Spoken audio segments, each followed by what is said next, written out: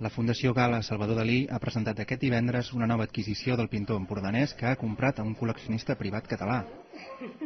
Es tracta de les Fires de Figueres, un trem sobre cartró que Dalí va pintar l'any 1922, encara molt influenciat pel noucentisme. Famílies passejant, dones amb vanos, jugadors de futbol, toreros o una mare donant el pit al seu nadó.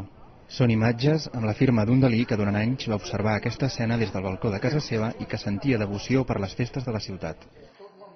Quan recorda les fires i quan és a Madrid diu: a poc, tota la plaça és una gran bandera, feta de moltes banderes petites. I vet aquí que ve un dia en què tota la plaça es converteix en una gran capsa de música. Tots els balcons s'han obert per escoltar-la.